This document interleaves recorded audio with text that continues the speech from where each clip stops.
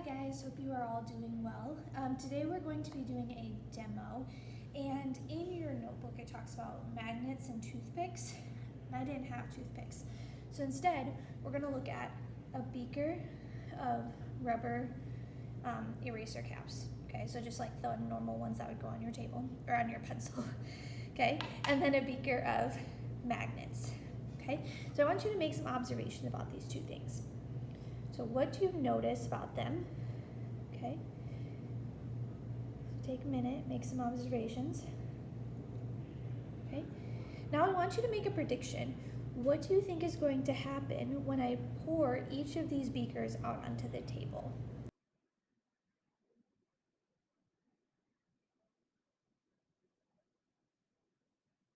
All right, so I'm going to take each of these beakers, okay, and I'm going to pour each one out on the table, and we'll see if your predictions were correct.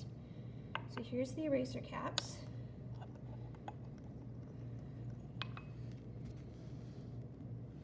Okay. Eraser caps, move those off to the side, and the magnets.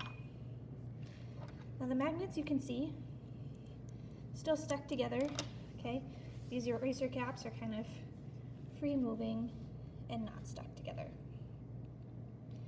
So now I want you to think, what are some connections that you can make between water and hexane? Which one of these is more similar to water and which one is more similar to hexane? Once you have that figured out, go ahead and answer questions 6 through 14 in your Google Doc.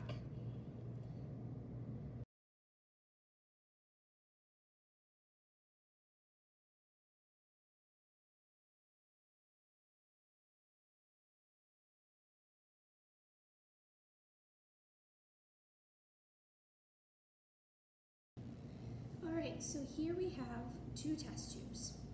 This one is filled with about 25 milliliters of water, and this one is filled with about 25 milliliters of hexane. So before we get started, I want you to take a minute. I want you to make some observations about these two liquids. And I want you to make a prediction as to what you think will happen when I add 2 drops of food coloring to this one, the water, and 2 drops of food coloring to the hexane.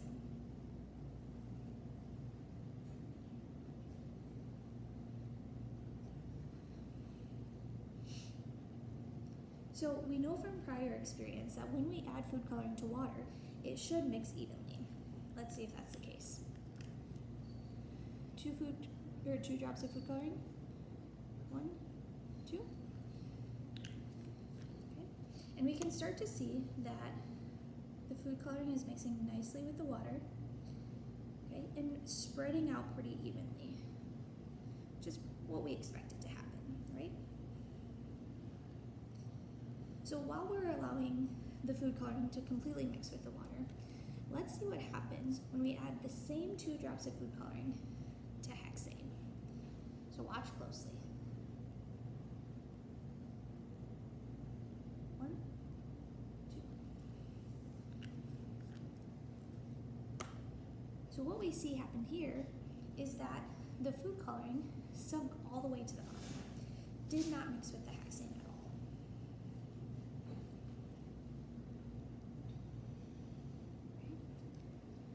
So we can already tell that these two have different properties. Water likes to mix with food coloring, whereas hexane does not like to mix with food coloring. Okay. So what I'm going to do next is I'm going to take my water, I'm going to take my hexane, and I'm actually going to mix these two together. So this is the hexane, food coloring at the bottom. This is the water. Food coloring is pretty evenly mixed, okay? And what I want you guys to see is what happens when these two come together.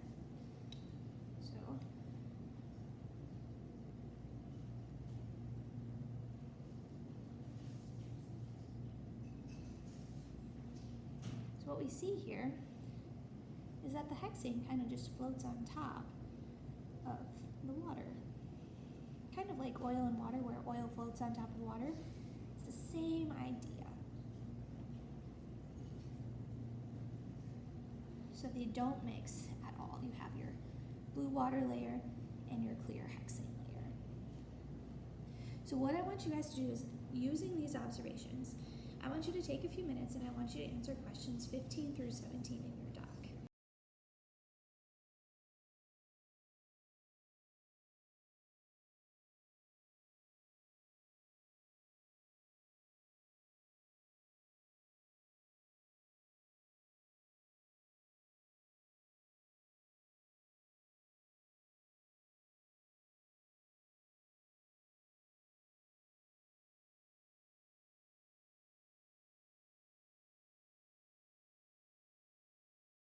So now that you guys have had some time to discuss, I want us to think back to the magnets and the eraser caps.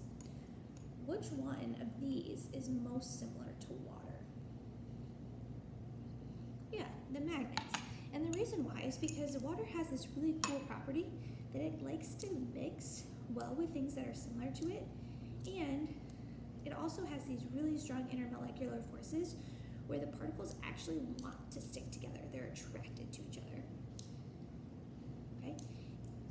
And the reason why water and hexane don't like to mix is because hexane is like this. It doesn't have any of those special intermolecular forces that keep the particles attracted to each other. So when I try, and even if I were to do this, if I were to take my magnets and I were to mix them with my erasers are not going to stick to those magnets, right? They're going to be all separate and floating on their own. Same thing with the water and the hexane. Okay?